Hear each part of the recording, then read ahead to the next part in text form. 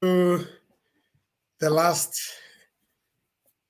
session or the last series or the last component of our series, the applied professional and executive coaching conversation. This is the show that we hold with fellow coaches. We honor them, we celebrate them, and we engage them on the topic. This is COMETSA Global Online Channels. I have the best of the best. We left the best for the last, Paddy. Welcome. Today I'm on my own. My colleague Mishti is not feeling well, but I know that she's listening to us in Mumbai, from Mumbai, and she will be able to send some comments if she's feeling much better. This show is based on the concept of the idea. We inform and entertain, we develop and educate, we empower and support, we associate and network.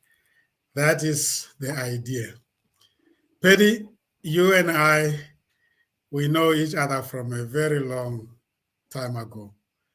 But today is not about you and me. It is about you and the coaching fraternity out there.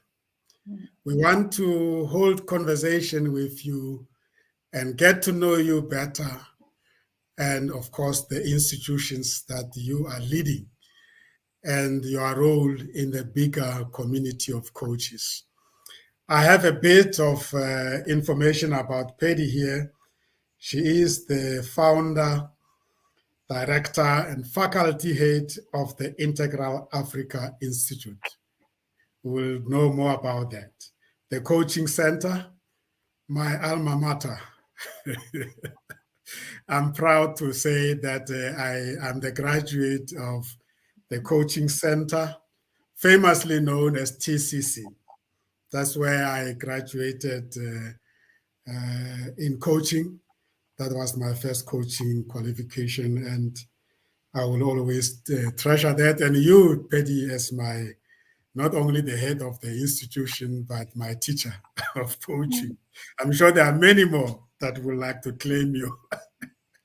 And then, of course, you're the co-founder of the Ubuntu Coaching Foundation, and we will also hear more about that. I learned that you spend your life exploring how people make meaning in a complex world.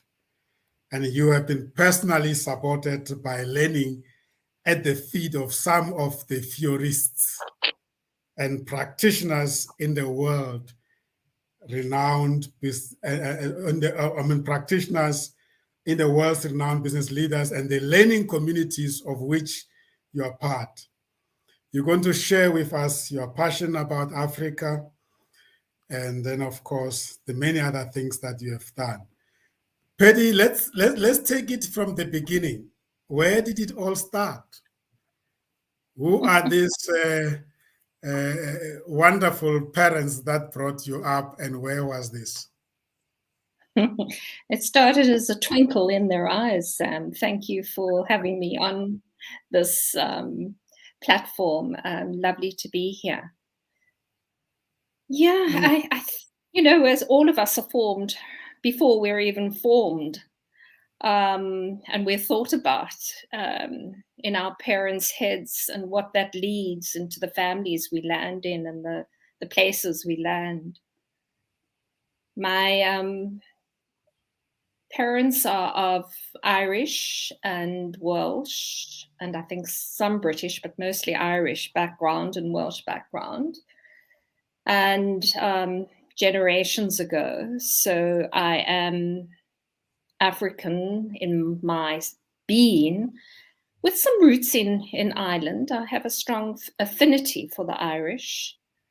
But I have a soul, I think, that is so grounded here in this beautiful, complex country that we live in and land that we live in. Mm. And I was the youngest girl born into a family of about 12 male cousins. So when I came along as a Laat Lammetjie, and for people who don't know what Laat Lammetjie means, it's the last lamb by far, into a family. I came into a family of boys in a patriarchal world to a great degree. And yes, my mother was so in love with the idea of, I think, having a little girl who she could put bows in. And all I wanted to do was run as fast as my brothers and do whatever they could do and do it better. So shame. She was a little disappointed, but yeah, it was part of the drive, I think, for whatever I've landed up doing. But you were born and bred in South Africa. I was, yes, on the then East Rand, in what I called the Lake District. You know, that lovely place where the mines were all, and Springs and Brakpan and Boksburg. So that area,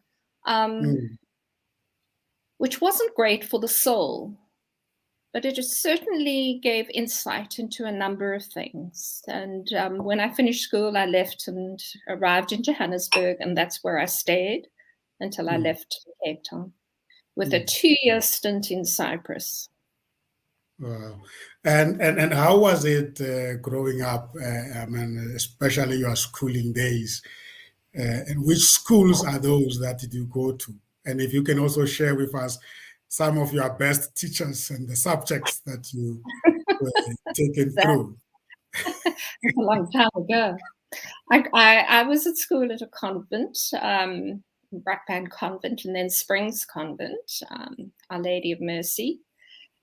And it was very informative, coming from a Catholic family, a very strong Catholic family, and an interesting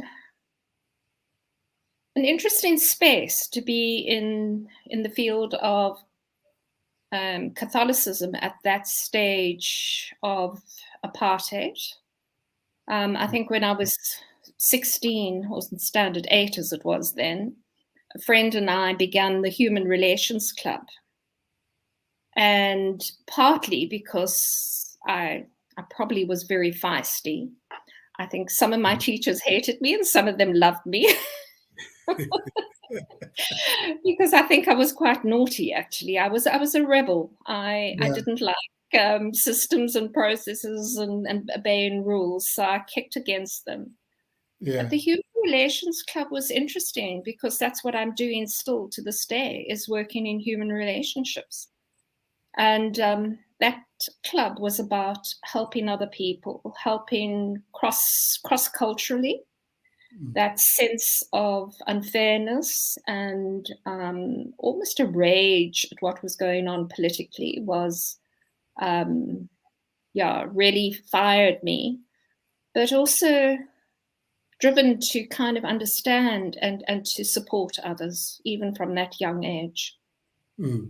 And you proceeded to go and study for your tertiary way? At University of Witwatersrand and then Teachers College. So I actually wanted to do drama. Can you believe it? I don't think.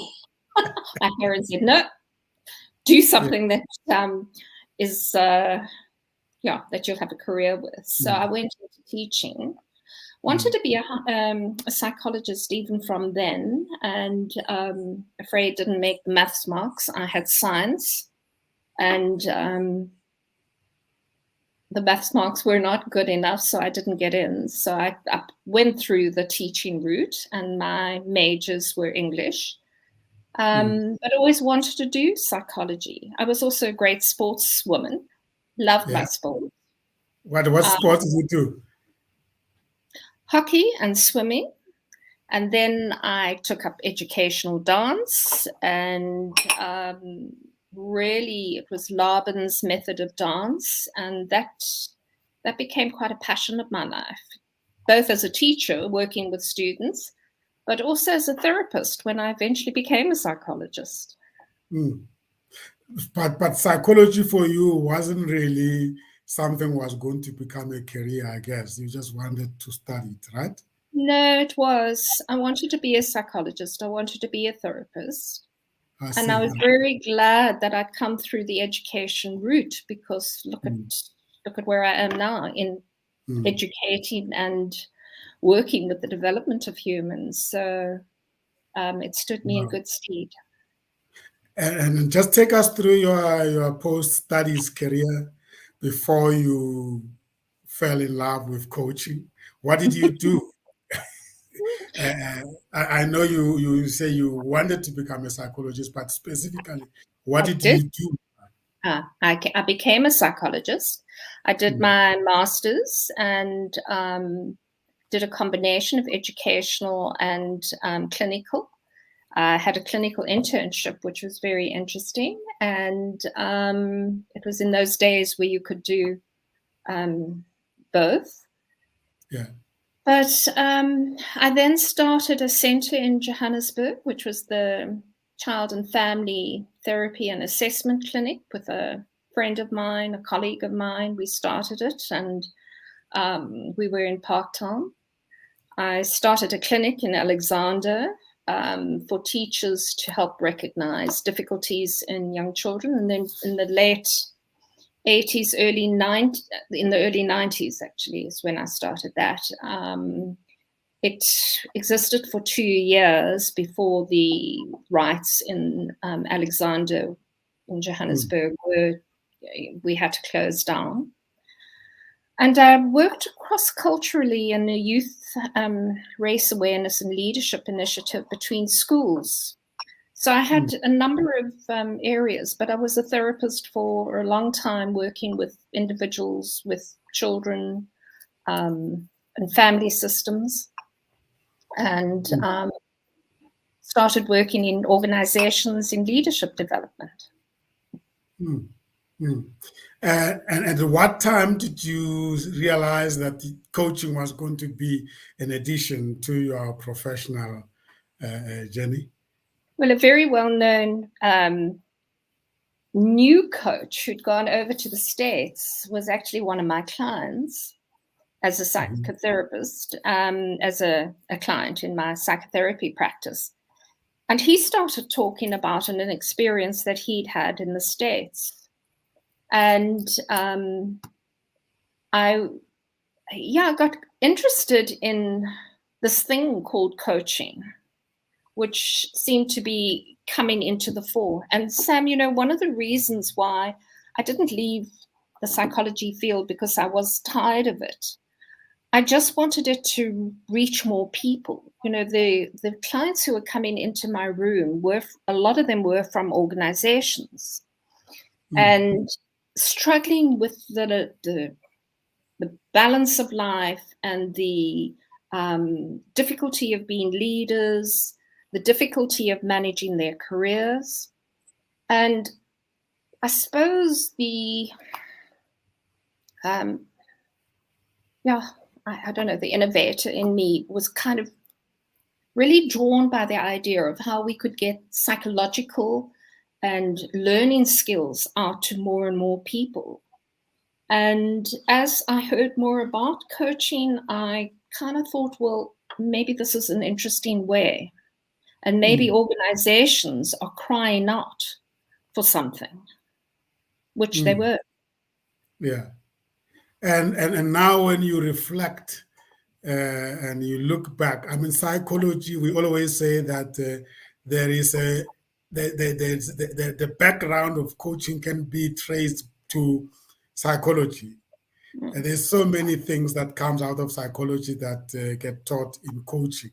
And yet at that time, you didn't really look at it as preparing you to become a coach because you just came across the coach. In hindsight, when you think of it, what thoughts are going through your mind? I think my whole life has been a preparation. I think it's been developmental, from teaching into psychology. So I kind of was out in the world, and then I went in a deep personal journey.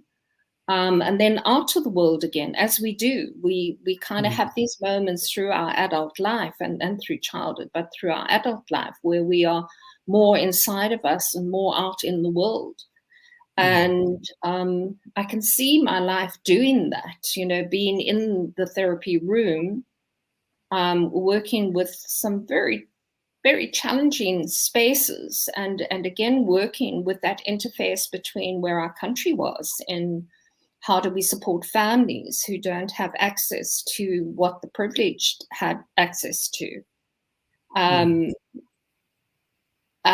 Yeah, it just felt like a very natural transition into working. And of course, when I met, I had been married and divorced and had two beautiful children, and I'm very good friends with my first husband, ex-husband. We have a great relationship, which is also fabulous. It's also been part of a healing process to kind of work with it. So I have two beautiful children. But then I met my second husband, and together we had a dream of building a learning organization, and I moved to Cape Town, and we started the Learning Center. And he had been working with Shell, and they were doing coaching for performance. So he was coming in from the performance approach, and I was coming in from the deep, like, personal transformation approach. So it was a very good match. And yeah, that's where the story took off. Is it where the coaching center name coming from? It came from that. It was the Learning Center, and then we were having the coaching center as well. We got this beautiful, took the premises of a beautiful old farm in Bergfleet in the Cape, and the longhouse out in on one of the farms. And we still have offices there, although the whole building changed. So we were really wanting to develop an organizational learning community. And I've always been very interested in how people integrate their learning and their lives and meaning making. And yeah, the opportunity came for us to start the coaching center, but also because I was approached to do my doctorate. The iCoach Academy, who were with Middlesex University, came through. They had ties to South Africa. And a group of us were pulled in to do this first kind of academic program.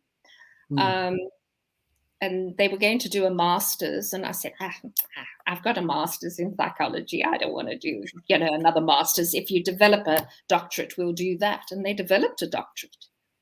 And then 5 of us graduated. It must have been challenging in those early days, because I guess at that time, if you say to people, I'm a coach, they wouldn't know what you do. So just take us through those early days. How did it sound when you felt like meeting people and say, I'm developing coaches, I'm a coach, whatever, or how did you go about it? Well, it was new, and a lot of people didn't know what we were talking about. They were thinking that it was sports coaching. Yeah. And because I knew how to do that as well. I could say, well, I could do either. But there is a fuller picture, and I suppose that's what's really interesting, Sam. I think there's, we've come from not too long ago, 20 years ago or so, where and still today, but it's becoming more integrated, where things were kept so separate. You either did this or you did this, and people didn't know that a coach could apply to many different things, just like a doctor could apply to many different things, or a psychologist. A psychologist is many different things. They're not all the same thing. Mm. So that was really difficult, I think, for the public to come to terms with.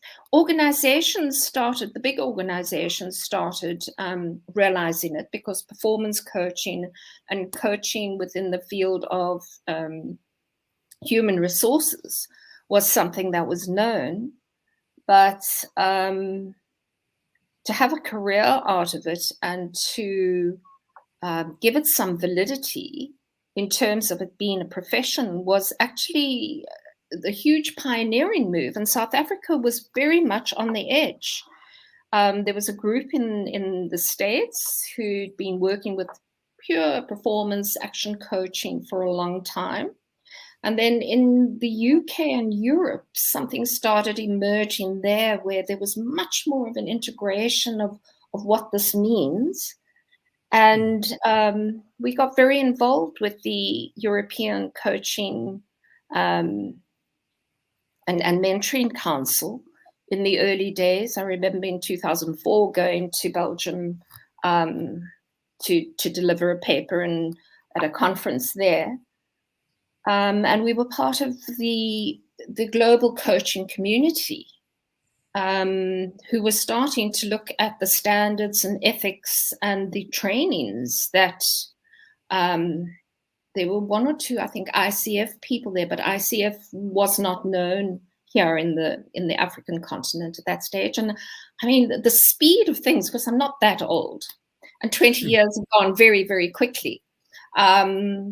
But the speed of change has been phenomenal, from those strange questions. Are you going to coach me? No, I'm not going to coach you. I act as a coach. And that thing of developing a coaching partner as different from coach you, partner who can think and help you think, that's been a huge journey. That's a good point you are raising there, Paddy, because the concept of partnership is something that people find quite strange. They expect you to do something to them. In fact, Precious has just dropped something in the chat box here, say, how important is coaching for professionals, especially for the growth of one's career? So if you can respond to that, but also to the point you've just raised. I'm not coaching you. I'm going to partner with you on your journey. Hugely important. Sam, you've worked with so many people as well. This capacity for reflection, that reflective place where we can slow down, and there is a place in our brain where the neural pathways are firing so fast, and it's just getting faster and faster, especially, I think, online, where we're not yet practiced at how to work to give ourselves breaks. At least when we were all working in an actual building, we would walk down to the coffee station, or we would do something else, or hop in your car to get somewhere. I know a lot of people are doing that, but there are a lot of people who are not doing it now, and there's going to be a hybrid place. But the support of a professional, of anyone who has a load in terms of creating space in which to reflect, to think about, to create a break in those neural pathways, because while they're firing, if I can use this kind of analogy, while they're firing, there isn't a space. We're just repeating our habits. We have to kind of give a little bit of space and slow things down so that new ideas can come in between. So, that thing between the stimulus and response, slowing down, pausing. Covey speaks of it, the whole mindfulness movement is about it. Neuroscience is about it. And our sense of stilling the mind, stilling the body, being very present where time is collapsing, is going to be more and more a huge key, not only for performance and professional development, but for the well-being and health of us as human beings. Yeah, let's talk a little bit about the TCC itself. the integral approach that you have taken. I mean, people out there listening and hearing you talking about the integral, they're probably picking it up that this is something core to your model of coaching. Maybe just share that with us. You know, after I did my master's in psychology, I did another 2-year postgraduate training in integrative psychology. And we went through all the psychologies as a developmental process and worked with the transpersonal work. And that's where I came across Ken Wilber's spectrum of consciousness. And after I'd read that, it made so much sense to me. It said, somebody has given me a map. Somebody has given me the most beautiful kind of navigational tool for which to help me understand human development. I've did trainings in family systems theory and psychodynamics, in analytical work, in Jungian work, in cognitive behaviorism. And they were all parts of the human being. Nobody had brought a theory of everything, which was it was quite a big thing to claim. But part of what I loved and still love about an integral theory approach is the capacity to bring in multiple perspectives onto any one thing. Instead of having everything separated and in pieces. So we're talking about an accountant who goes right throughout university and never learns how to work with human development, and yet is asked to be a manager. How on earth do you have that still? So an integral approach means this is how we integrate into bringing all points of view into a space where we can look at them through certain lenses. And there are 5 core lenses, and be able to identify where people are at, and also what a person, you can tailor your work very beautifully to support clients. So it also isn't, you still have the approaches. Which approach to coaching are you going to take? Are you going to go this way, or are you going to go that way? And we believe that all ways are important. How you make sense of them and how you're actually there as a human being with another human being in that moment, and being able to really listen to that story is the most important. And how many people has the TCC touched through its coaching programs in South Africa? A lot. We've had about 600 graduates go through over the years. Lots of other people doing skills, coaching skills, not becoming a coach, because our program is, as you know, quite comprehensive, and it really takes a long time to finish. And really I'm glad some of us had the opportunity to spend that long with it. So the alumni is big. The alumni is big, and we've touched many, many leaders' lives, hundreds and hundreds of lives, probably into the thousands now, around leadership lives over the 20 years. So when I think about that, I think I'm filled with gratitude, that we've touched the lives. But Sam, I wanted to say one other thing, is that I don't believe one should be coaching unless one's actually done the personal work themselves.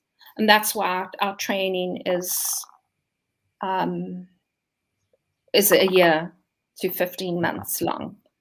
And that's not the end of it. I mean, people go on to keep developing, but really. What do you mean doing personal work themselves? I think the world is filled with assumptions, beliefs that we haven't challenged, attitudes, pain, trauma, wrong facts. I don't think we are taught to be critical and to question ourselves and to question the media, to question the theories we've been given, to question. We don't know how to actually ask good questions of things. And I think that's the biggest skill a coach has, a good, being able to really ask the questions that nobody else has really asked about things, and ask them in a way that helps a client to think. But when we talk about doing your own personal work, it's like you not to get triggered by a client, not to collude, not to put your own needs onto a client, not to get messy in the stories, that you're there as I don't even think it's neutral. I think it's you're there in a form of deep presence for another human being. So basically, you are saying that this is a skill on self that one must bring to the coaching before you can even be a partner to the client. Yeah. I don't even think it's a skill. I think we learn skills. I don't know if you taught. I think capacity. I think the work that we're learning to do with other human beings is to help expand their capacity to manage their life. Where do we learn these things? Where do we learn to sit with anxiety? Where do we learn to hold those tensions between fast and slow, between delivery and personal care, between profit and the planet? Where do we sit with those tensions? Who teaches us to sit there? Now, for many leaders, that is a tension. I've got to deliver, and somebody has just come in from COVID. Just one moment, Sam. I have to bend down. My cord has dropped. So I think the capacity to work with our own personal development, to get to know self first before you really take on helping another person work with understanding themselves in their interpersonal dynamics, into their business, organization, family, community. We are all of those things. And we need to be working with it. And that integral approach really helps us look at all these facets. Is that what distinguishes TCC from the others? Would you say so? I think what distinguishes it is that we have brought in the integral you process, and we've combined a number. In my doctorate, I started looking at an integrated theory that was slightly different from the way it was presented by Wilbur and by the West.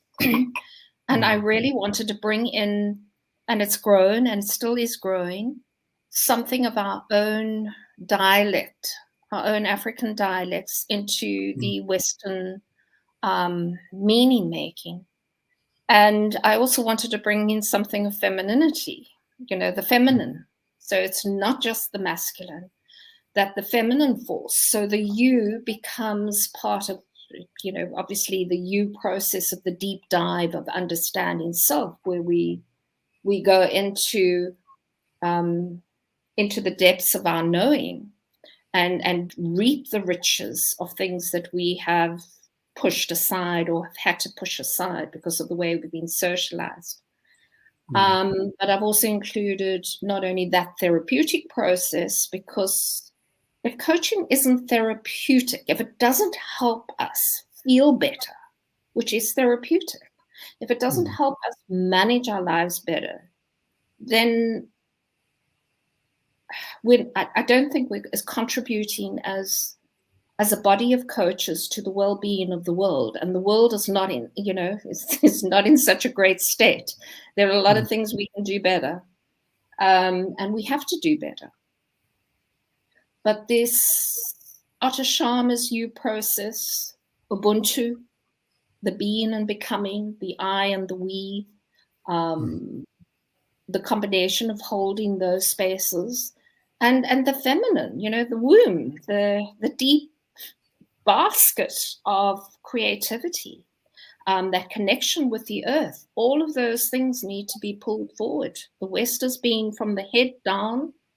We, I think, in Africa can come from the ground up into somewhere meeting in the heart. Hopefully that's the journey home for all of us. That's the integration. Share with the viewers the type of a faculty you have at TCC that might make people to want to be taken through the stages by such faculty. What kind of faculty can people expect when they come to learn coaching at TCC? Well, I think people who've done their work and who continue to do their work are the faculty. At the start, we had fellow doctorates and people who'd done masters. So we had all the group that I qualified with, these pioneers. There were 5 of us and in the world, which was quite fun to be. Wow. But what was interesting was the pioneering work. So they were all on the faculty. There was Sunny Stout-Rostron. There was my ex, John Paisley. There was Dorian was in there. Craig Heenan. A whole number of people who were on the foreground there. And slowly, as we have trained, I just want to make a little note about Sunny, because she was the first chair of COMETSA, and really think she's an astonishing woman in terms of the pioneering field as well. That's Dr. Sunny Stout-Rostron. But who we grew in the coaching center have now become faculty. And we have Dr. Dumi Magaledla, who is with us, Nabantu Potoli, and we have Shanaz Majid, we have Alex Blackie, Delphine Olivier, and we've got a whole group of very qualified people and professionals who work with us as developmentors. So we've also got outside faculty of Khalid El Shabin, who is from Egypt, joining us now. He's integral Enneagram, and our paths, which is so interesting because you've got social workers, psychologists, business people. Khalid is, I think, an astro engineer. So where do we come from, where we've been in other paths of our lives, and then come to this place which says we have to do our inner work to make a difference, to shift our own inner state so that we can change the exterior state or have an impact on the exterior state. So there's a very diverse faculty, and we have access to an international group of people on the world stage. We had the Integral African Conference, and people like Ken Wilber,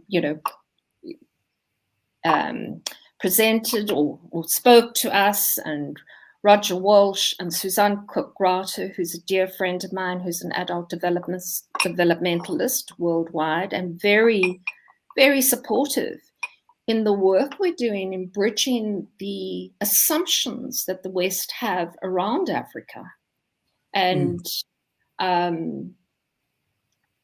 we've also got, gosh, names. They are my worst. I will think of the other names. Yeah. It's not terrible that some friends of mine names, even my kids' names, drop out of my head, and it's always been like that. When you meet them, Tell me the you must be story. very proud to see so many institutions in South Africa now that are offering coaching. I Yeah, mean, then I think I came a little bit later into the TCC, but I can imagine when you started, there were not so many options that no. people had to go and be trained to become coaches.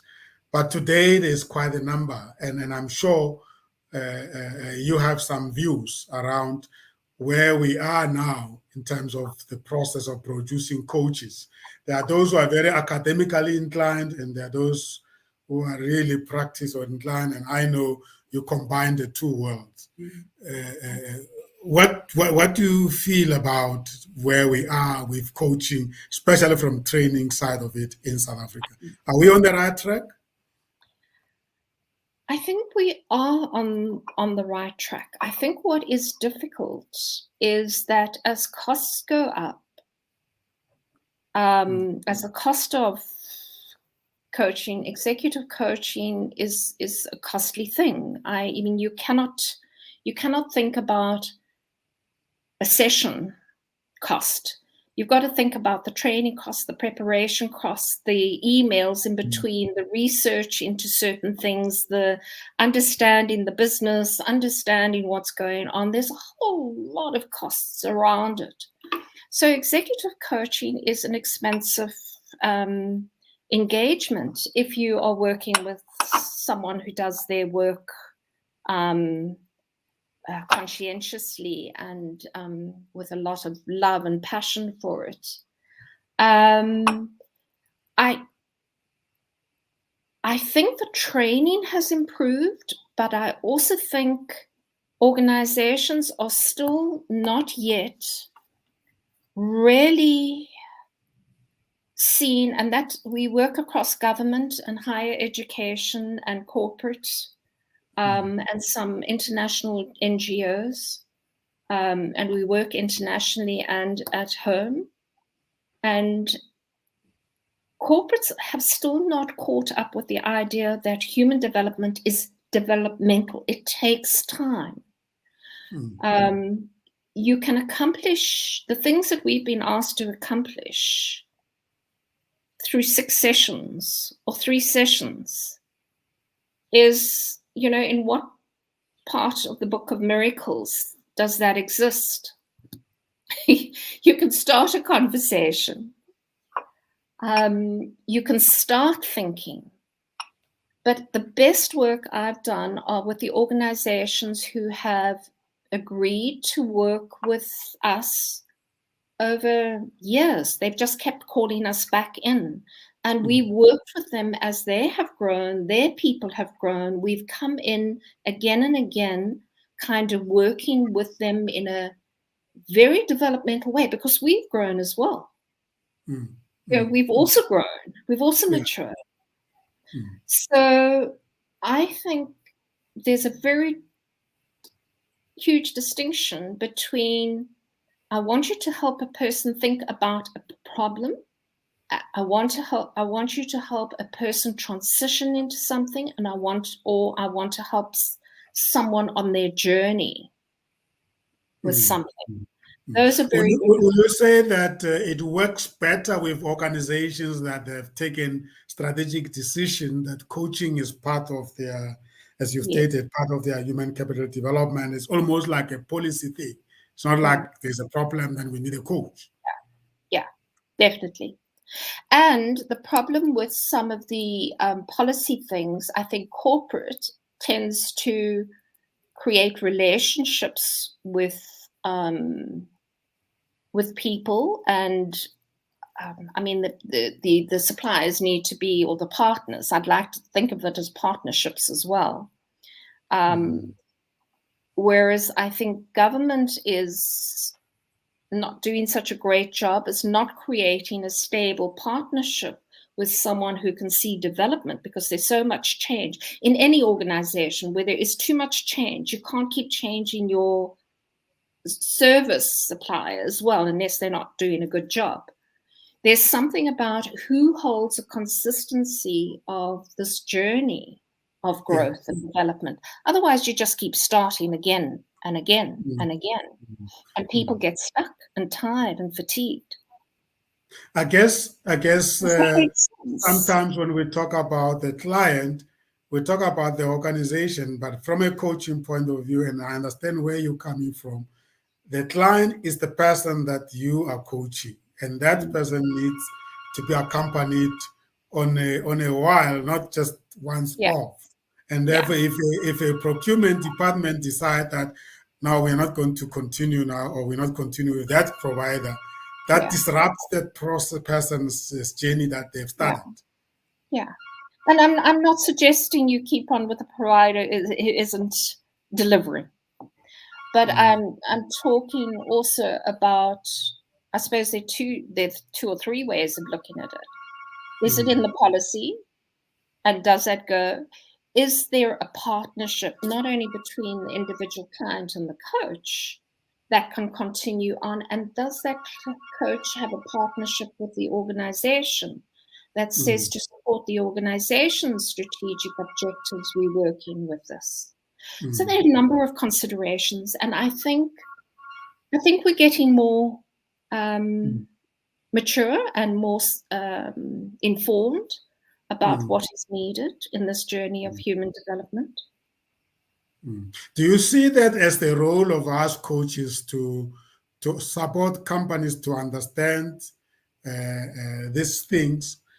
Who should develop the market? I mean, I agree with you that the people that buy this product needs to understand that it's a long haul, and you can't just give the executive somebody to work with them, and halfway, when it's no longer appealing to you, you stop it, because then you disrupt it. So who do you think should be doing that educating or that developing of the market? Because I get it's a benefit to both the supplier and the client. I think we should be doing more development or more education of clients, more interface with leaders sitting in the clients or with HR, human capital. We've just been given the beautiful opportunity to work with 12 top leaders in a financial institution, and the brief is, look, you've got a year or as long as it takes. Now, who gives you that? Because the trust is on the quality of the work. The brief fits my brief. If it was something else, it wouldn't be me who would need to do it. It would be somebody else who would need, but that's my specific skill, which is integration and seeing the patterns that I absolutely love.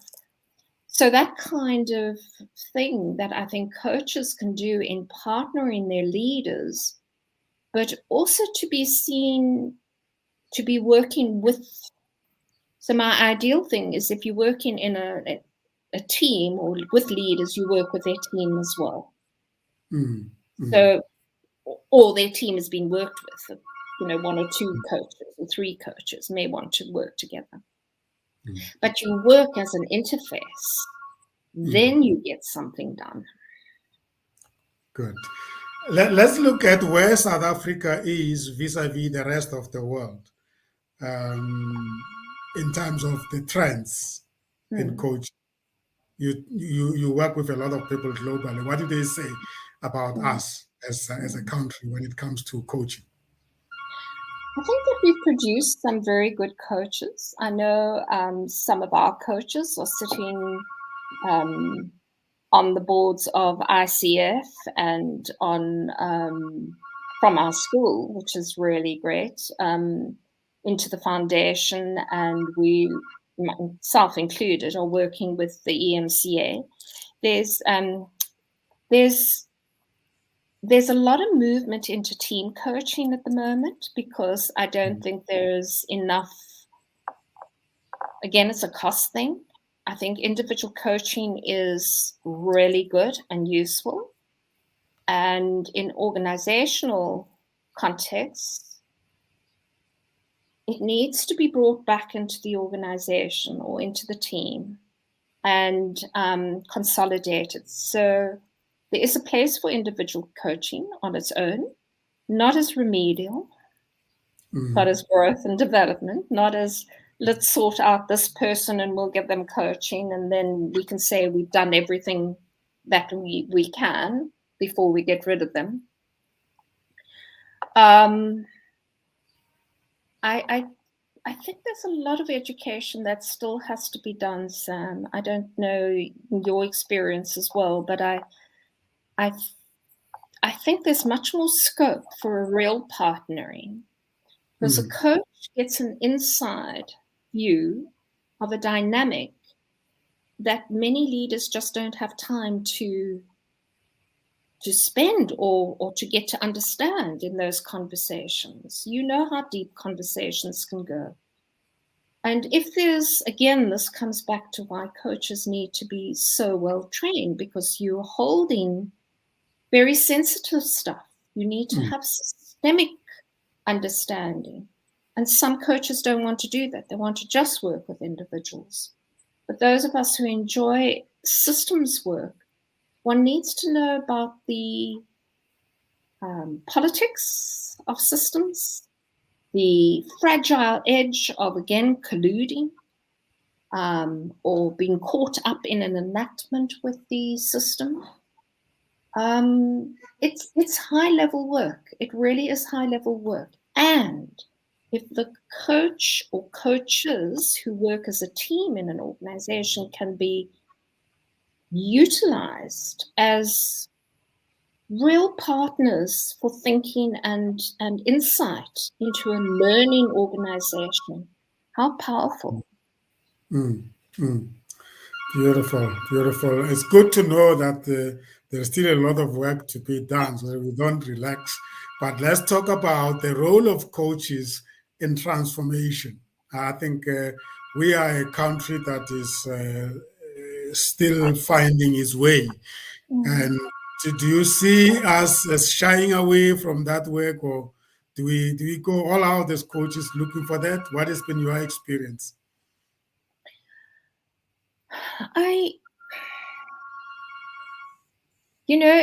Throughout the world, there's a movement, and I think South Africa's professional bodies need to do some catching up in that.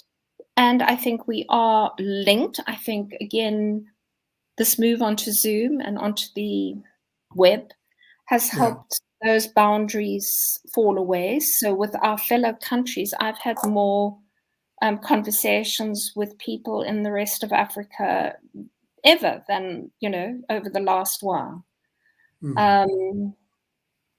So that is beautiful. It's opening up, but we need interconnectivity. We need the lines to be stable. Yeah. So it's really hard work to actually reach people. If this is going to be the medium, then we need the internet or the web to be really stable. So, that's for work as well. I think in transformation, we're certainly working with it very actively in terms of transforming minds, not just transforming people, but in transforming minds. And that applies to anybody. That applies to all races, all colors, all ages. It's what are the barriers we are putting up, and what are the assumptions we work with? And Sam, I think there's a huge, in our training, I think there's such a huge gap still around. There's a lot of work for people like us to do. There is There's so much work. There's so much healing. I have an agenda of healing and consciousness. Surely the work I do, and if I touch somebody's lives, hopefully there's something that has just made life better in the way that they can work in their life, but also in consciousness. I think we have to wake up. You know, there's the saying of waking up and growing up, and we have to clean up. So I think building the consciousness in the world of what we need to do to become a humankind that can work together against social injustice, against climate change, against corruption and morality. There's a whole new moral regeneration needed. Right. Let's talk about the what you call the Integral Africa Institute that you have started in 2015. That's part of the transformation work. It's part of how do we find our humaneness. If Dr. Dumi was here, he would be talking about, remind me not to use the word humanity, but to use the word humaneness. How do we bring our humaneness into working with each other, but also how do we create more spaciousness in people being able to think about complex things? And Integral Africa, now we have a link in Egypt. So from Cape to Cairo in some ways, we want out from the west to the east as well. I think we have so much to offer. Unbelievable coaches that I've met, not just from our school, but from many other places in Africa as well, where finding one's center, finding one's kindness, and it's kindness with courage. There's courage and care to know that we all are responsible for whatever we all do. We're not just isolated. So Integral Africa is, we're working with setting up a platform where we will hope we can continue our trainings and offering leadership work as well as coach training into as far as possible, and forming again partnerships, cooperative and collaborative partnerships where we all have the same agenda to grow a better world, to be better people, to do human better. That's the agenda, and that's the path that so we've just started a series which will continue through next year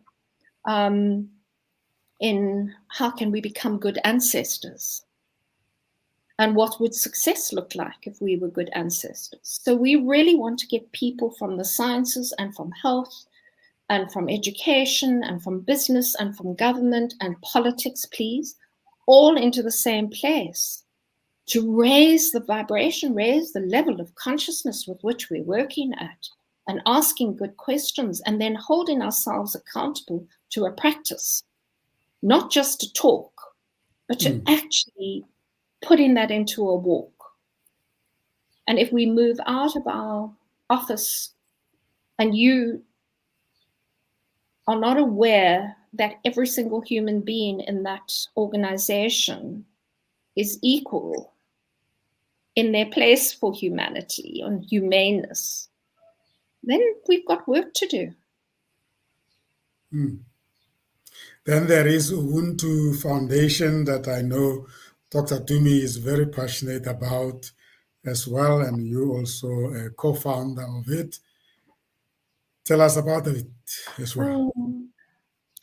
that got off to a beautiful start, and we certainly do need to relook at it. At the moment, COVID has limited our operations.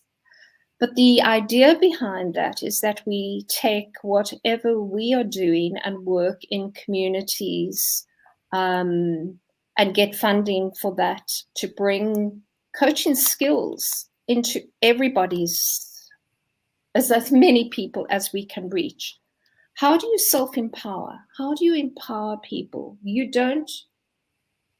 So let me phrase that. I think there are, as we grow, I think there are people in a place where they need support and they need a hand. And then people develop into being independent and they don't need a hand. It's when they need a partnership. And then they develop into something where we can cooperate and work very beautifully together without ego. That's we're a long way off as a humankind. But there are some pockets of that. So there are two things where can we use our wealth of resources, because we have enormous resources in the people that have come through our school and that we've touched in organization, and how can we utilize them to offer back into communities where there's skills development. But then on the other side is how do we give them coaching skills so that they can self-coach or help their own communities to start asking the questions. What is it that I want? What are my resources? How do I take my first step? Who can I approach? And help them to gain the confidence. Is that a social responsibility of some sort that you envisioning there? I think it's a social responsibility, or I prefer accountability. It's the deepest form of me recognizing that you and I are. There is no divide. What I do in my world is going to impact you. And what you do is going to impact me. Wow. So those are the three key organizations that really you spend your time with. And ultimately, where do we see you as Paddy taking all these agendas to? What legacy do you want to leave? If I may be specific, I know you have touched so many lives, you are touching so many lives, but what do you want to be remembered for?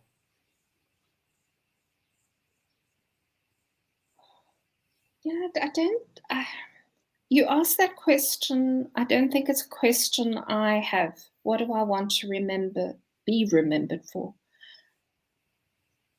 I want to be in my life and becoming present in my life so that I am the best version of myself for those around me. And if I can share skills, and I love it when lights go on in people and they go, oh, I get it. Now I know what to do. That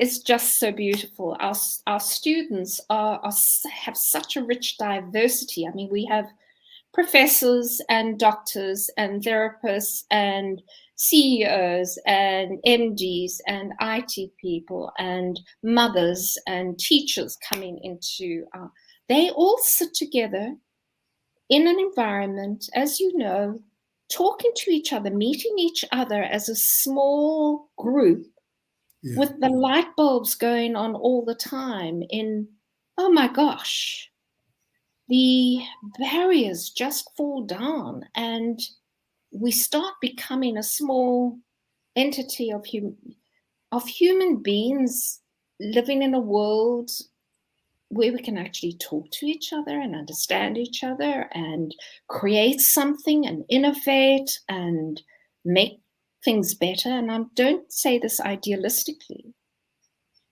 but when the lights go on, it's something to talk about in South Africa, isn't it? When we're struggling with all the lights going on. So to become the new Eskom, Sam. To enlighten the people. To let the lights go on, and remain on. Yeah. That would be a nice thing. Yeah. But Paddy, we have to talk about the impact of COVID on our lives. Yeah. And on business and how we can help as coaches. Yeah. It's been massive.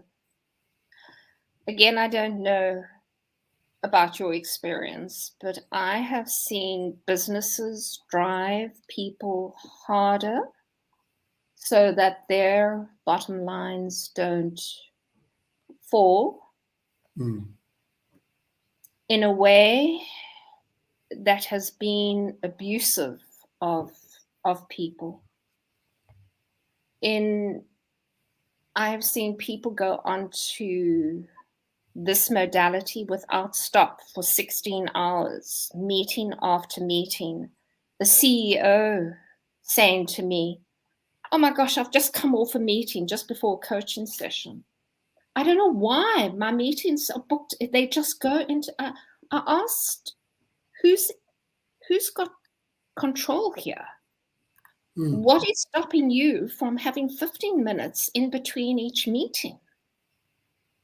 There's this kind of thing about COVID has created an urgency, which I think is good. It's woken us up. If we stay woken up to it, that a little germ can affect everybody. There's no discrimination. That we are needing to really take care of our lives. And yet there is also a frenzy at the same time. People have slowed down in some ways and others have speeded up to a place where I think I'm hearing things like time just is going. Time doesn't exist in a linear form anymore. And if we're not building in reflection and rest and time out, time with nature, time with family. When everybody kind of collided, your office was at home, your kids were at home, your family was at home. Do you know what pressure points there were? So some good things came from it. Children had their parents at home. Yeah. How can we as collectives become more human focused so that the gains that we have realized during COVID, that moms need to take their kids to doctors, and it depends on whether you get your job done. It doesn't matter which time. So this relationship with time is interesting, Sam, from COVID. I think the relationship with time, and organizations are still looking at time as 8 to 5. I think that has to go. I think it really has to be outcomes based, and you can choose to work where you need to work. And if you're parenting or have an older parent or any other thing to do, that you don't give up your life, you don't die for your work. There's a lot of burnout. I don't think we've begun to see the beginning. There are a number of suicides that are on the rise with young people, children, school-going age. With the riots in Durban, I think there needed to be a mass support of the business leaders who had lost their businesses their whole life. Yeah. Where was that? The government wasn't taking care of that. People like ourselves made little pockets of support there. But the human needs to be in the kind, and the kind needs to be in the human. And I think, yeah, COVID has taken a huge toll. It's both given blessings to slow down things and wake up things, and it's speeded things up in another way. And I don't think we have yet caught up. And I don't think we've had the conversations to actually process it properly. So the wellness needs to be prioritized, especially for those people in the front line, including the leaders who have to take some unfortunate decisions. But I don't know if they're unfortunate decisions. I think there are important decisions that they got away with not making before. So we've also done a huge, part of our Ubuntu, or part of just our care, our ethos, is we've helped work with some of the doctors on the front line and supported them to reach out and become coaches into the system as well, and just take time out for people to debrief. Just to greet. Sabona, I see you. Who are you? How are you? How are you really? Who take care of us, Paddy, coaches?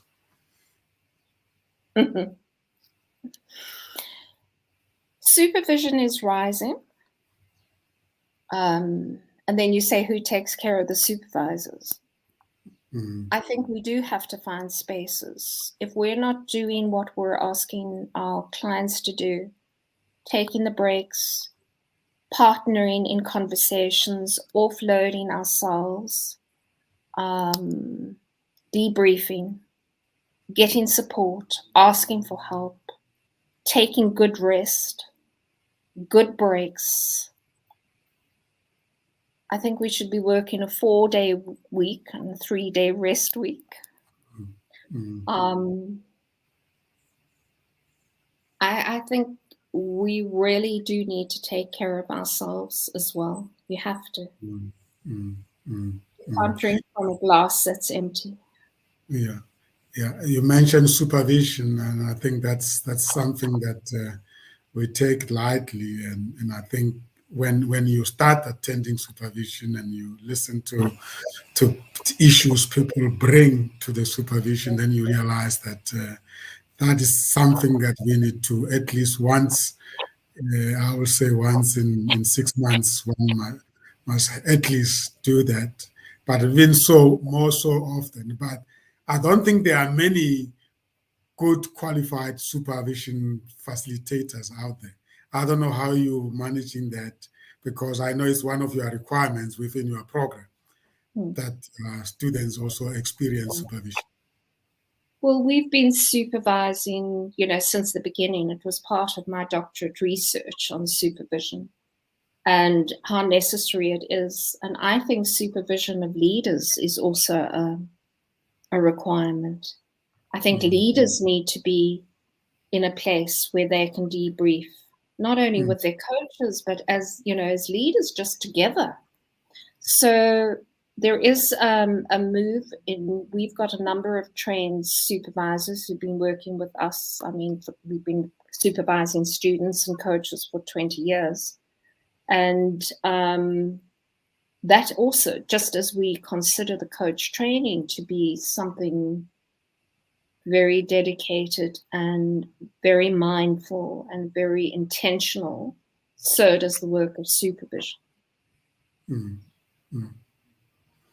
Very important. Political leadership. Have you entered that space? Do you have the opportunity to coach some political leaders, or is that not happening at the moment? Yes, not at the moment. We were in the place of coaching some of the political leaders. I think that's a huge field. But I think there's something else as well. I think the training and development of leaders whether you're a political leader or not, is something that needs to include an integrated approach to what are you doing, and the consequences of long-term thinking. So one of the forums of the Integral Africa Institute, or in the forum, as we did in the conference, was to get people from the different, from politics, from media, from education, from health, from business, psychology, from coaching, talking to each other and saying, do we understand each other from our different places? You know, we work with environmental rights as well. You know, do you know what's going on, really going on? Do you know the impact of it? So for politicians, it's, do you know the meaning of that word, the impact of that word you have used for short-term gain and for impact? And it's like you can take the genie out of the box, but you can't put it back in that easily. So I think there's a huge responsibility on all of us as human beings, but particularly on our politicians. I think they are losing the faith. People are losing faith in them. The moral compass. I was talking to a distinguished professor today, and we were talking about something around higher education. And there is something about the moral compass really needing to be found, and with something like a domino effect. You know, if one goes down, it's easy for people not to hold intentionality and consciousness. That's what I think consciousness is that you actually know the impact of all your actions and your thoughts and your language.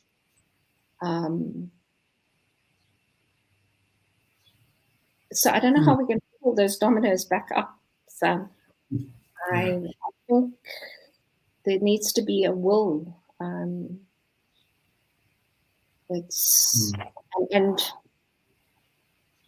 is that the development of ego, or the lessening of ego and power, and a real humility and accountability and responsibility and care of the soul? Certainly a lot of work needs to be done around leadership in as far as ethics and values and all those. And I will want to add also there that after COVID, one other crisis that is facing us is the climate, and the leaders of organizations that are affected or are affecting whatever we are experiencing also needs to be brought into the space. And then I will round it up by also asking you, before you comment on that, just some of the themes that you are picking up as the themes going into 2022 that we should maybe be working on as coaches, or encouraging clients to engage with. I think, you know, all of these things, whether it's politics, climate change, what we're doing around human development or energy. So let's just take energy. How do we manage energy? Whether it's a light bulb, whether it's a street light, whether it's our communication, whether it's our own personal energy, whether it's the energetic field between people, that management of energy is going to be the key thing. It is showing up as a symptom in the energy resources, not only as South Africa, I mean, the worldwide. Our climate is changing. There's nature. Nature has a wisdom and is a force that we have very big egos when it comes to who we are in the world. We think we are the top of the chain. I'm not so sure.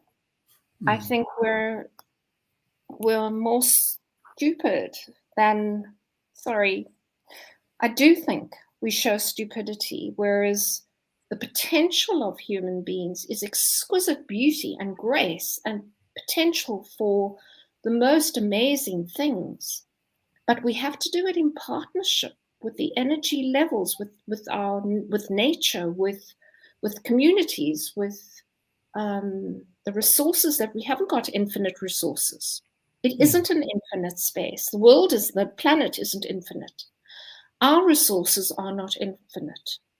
We have to manage this with humility, the limits, at the same time with our potential.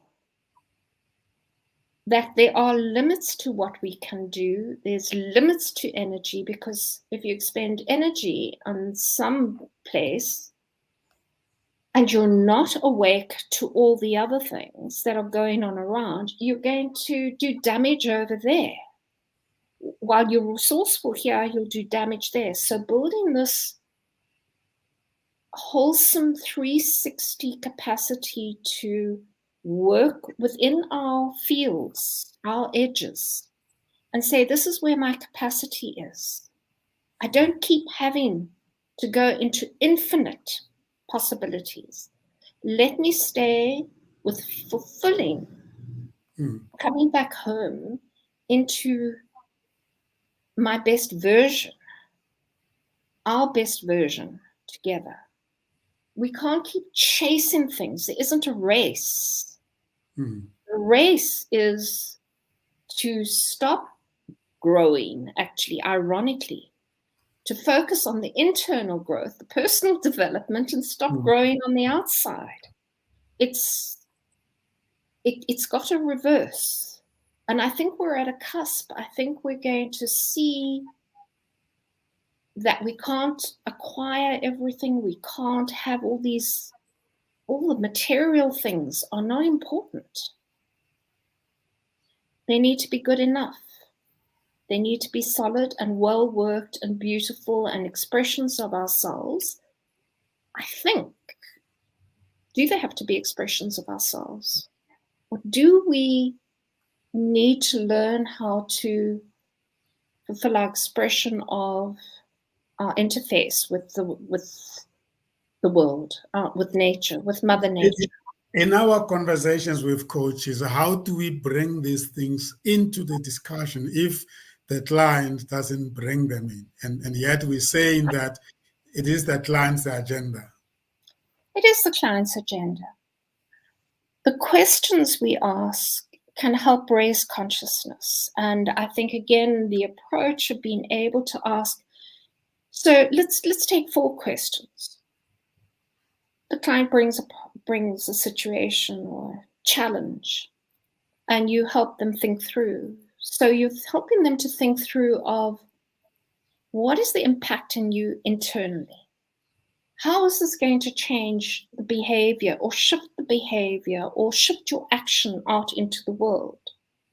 How is this going to change relationships? What is it that you want from relationships? What would be the ideal for now? And then, how does this impact the structures and the environment that you work in?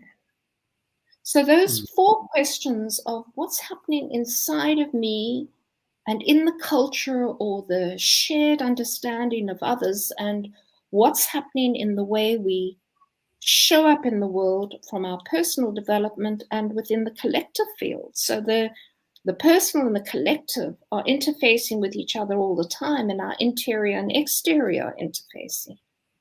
So those 4 questions raise consciousness. It's not just about personal development. It's about development between you and I in relationship to each other. And then it's about what you and I go do separately on our own. But, we've touched in and out of places over the years. What do you and I do perhaps together to shift or to support? So it's knowing that we come to people at the level that they are working at, but help them to fully embrace that with an understanding that it is me, my action, my relationships, my environment. Those considerations need to be there all the time. And if those considerations are there, then I think we can We're asking good questions that are important to their functions of every single human being. So it's not an agenda, but it is an opening into consciousness. Wow. Do you have any specific themes that we must sort of like look forward to engaging with in the coming years, either through coaching or through our own development or alumni or forums where we find ourselves being invited to? What's your outlook basically for 2022 from a coaching perspective? Sure. I think coaching is, as a profession or as a way of being, it's both. I think it is a response to the world's anxiety. I think people are coming for this kind of development and growth, which is phenomenal. And then they're going back and contributing to that awakening and growth of other people. And I think in such a powerful way, coaching is really shifting the world. And I think one of my clients said to me, you know, just by having a single conversation and challenging the assumptions people are making, you do social transformation. You're actually changing the culture. So it doesn't have to be a grand scale. It's one conversation at a time that is conscious and intentional and woken and without ego, but with backbone and with kindness, that can ask questions. David White, the poet, has a beautiful thing of going onto the conversational edge of reality. What is our edge in the conversation for the realities that all of us are facing on a daily basis? I think there's going to be more around how do leaders sustain themselves? It's a lonely place. Who do leaders talk to about the things that keep them awake in the middle of the night? Not many people. So there's a role for a confidential space that has wisdom in it.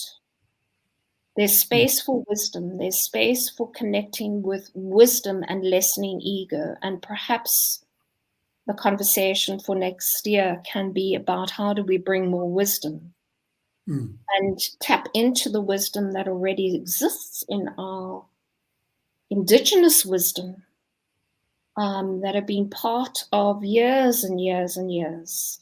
You know, societies 10 millions, 30 millions years ago were also doing some pretty marvelous things, as anthropology is showing.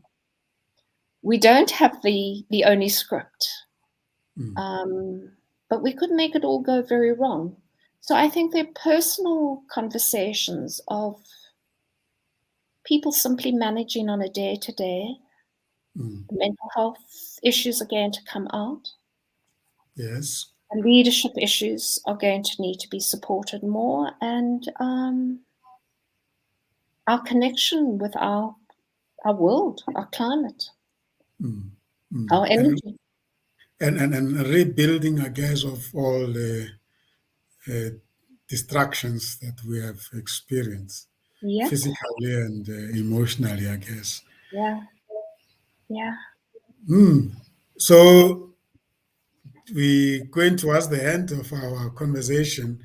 If you were to give a end of year type of message to anybody that is listening to you, what will that message be after such a year like this one? Yeah. To stop trying to do it all. To stop trying to go out there and manage the things that we can't manage, because we're in a space where there are so many unknowns. I think the focus for us is to come back to the things that are in our control and work really mindfully and and intentionally and exquisitely with those things within our field and bring that down into a manageable space. And if we do that and find stillness in every day where we can just, I'm alive. This is my life. What is the quality of my life right now in this moment? Is there anything I want to shift right now? And what is it in my control to shift? And our internal world is in our control. Our external world, not always. But in the long run, it is. If we have a mindful, wise, considered approach to our lives, this life that we've been given, and really, really come to terms with that. I think the big conversations, how do we do strategy and how do we do, how do we get goods to other nations and how do we build the infrastructure? Those are also important conversations, but they can't be on their own without this other conversation, which takes us to the edge of our awareness. Wow, thank you so much, Paddy. When are we having the next intake at TCC, both In Cape March, Town and in Johannesburg? March. And beautifully, we've got people from Nigeria, we've got people from Egypt, from oh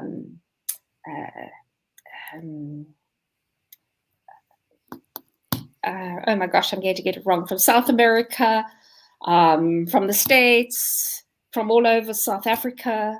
So it's becoming really beautifully international.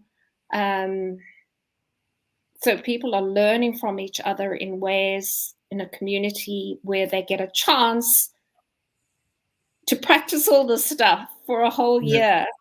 And it's online, right? It's online, yes. And we do beautiful things online. Like art, music, good conversations, practice. And then how do the potential students access the application process? They contact info@thecoachingcenter.co.za or go onto the website, which is www.thecoachingcenter.co.za, or on our social media, the Coaching Center or Integral Africa. Yeah, people might not be aware how long the program is, and it's a year. It's a full year, but with a lot of in between, and it's blocked. Is it blocks? There are modules every. Thank you, Sam. All the details. You see me the big picture. Yeah, it's monthly, and you have modules on a monthly basis, and you've got your personal development work to do, and then your coaching practice, and you're supported with a developmentor and with supervision, and you get out there and you do. It's a lot of work. But very interesting. You're taking me back to those days. It's you've got to get out on the road and you've got to run and you've got to come back and you do your reflection and then you make sense of it and then you go out and practice and then you go again and you deepen it until you get this beautiful, beautiful composite of coming into being. Wonderful. Thank you so much, Paddy, for your time, your insights, passion. And you. Thank you for the work you do and your work and the organization that you have built and the people's lives that you have touched. Beautiful. I hope this is not the last time that we hold this conversation. I'm sure a lot of people will want to be in touch with the TCC and the Ubuntu Foundation and the Integral Africa Institute. The continent needs this kind of work. And I know that your time is precious, and I'm glad you have accepted to spend this time with me. We can't take that for granted. granted. Thank you. Yeah, so beautiful. That was our guest, the last guest for the year at our Oh, Apply Professional and Executive Coaching Program. So yeah, thank you so much. We look forward to engaging with you, and also if there are some exciting stories coming out of the TCC that we can share with people, we'll definitely be willing to engage. Thank you so much. Enjoy the festive season. And you of too. course, to our viewers out there, we say please be safe and Yes. come back in 2022, and let's take Africa to the best levels. Thank you Yeah. so much. You Thank you, take care. Sam.